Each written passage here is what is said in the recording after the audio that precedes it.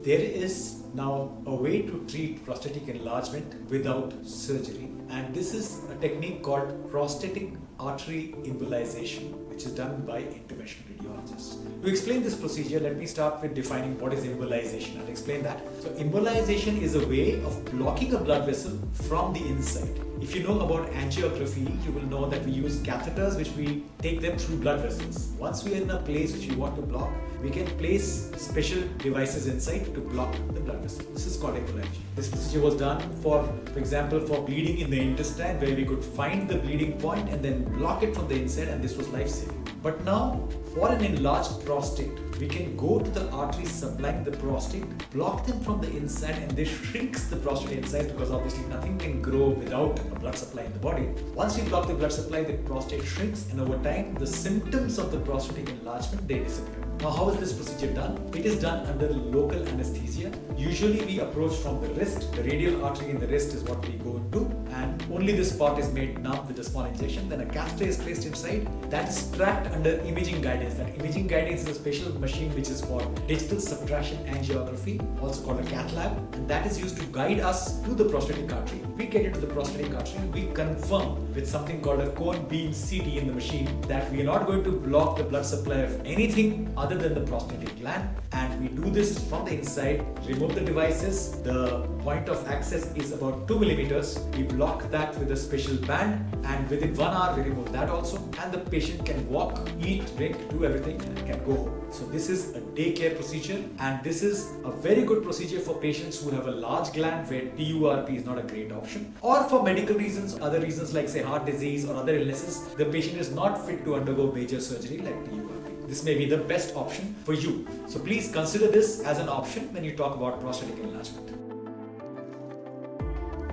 After prostatic artery embolization, the prostate initially will swell. So for about 2 to 3 days, there may be an increase in the symptoms. That is, you might get the need to go to the washroom repeatedly, and sometimes there might be some burning in the urine, but that usually resolves within 2 to 3 days. Over the next month, most patients get a lot of improvement of symptoms, and within 3 to 6 months, the gland will shrink by almost 30 to 50%, depending on the size we started off. And this relief is usually enough to provide improvement in symptoms to a point where the patient may not need to take any drugs for prostatic enlargement.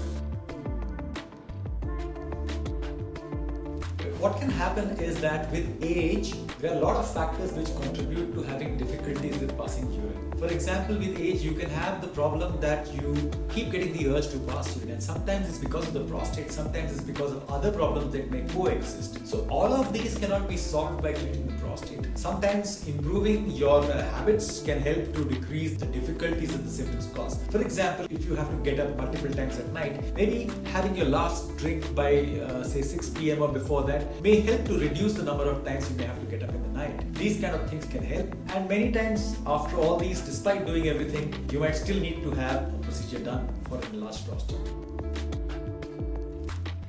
Recurrence rate for prostatic enlargement exists for both the surgical therapies as well as for prostatic artery embolization. In most of these procedures, the entire prostate is not removed, and some procedures are more reliable than others. As a general rule, over 10 years, you can have recurrence of symptoms by repeat enlargement of the prostate in patients who undergo even a procedure like TURP, but this number isn't very large, varies between 10 to 15%, 20% depending on the studies you look at. Similarly, with prostatic artery embolization, there is a recurrence rate that can go up to 30%. But the advantage of prostatic artery embolization is that it's a risk-free, trouble-free procedure, and you can of course repeat the procedure if need be without any increased risk.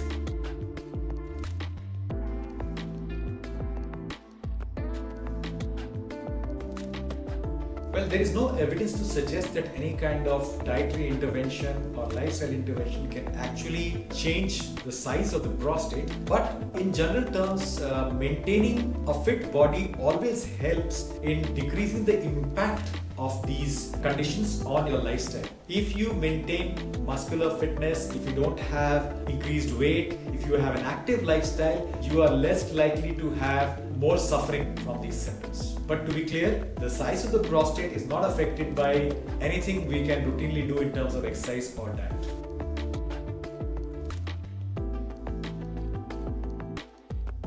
If you are avoiding treatment for your prostatic problem because you are scared of the surgery, unfit for the surgery, or for some reason cannot undergo the procedure easily, please consider the minimally invasive alternatives which can really help you improve the quality of your life.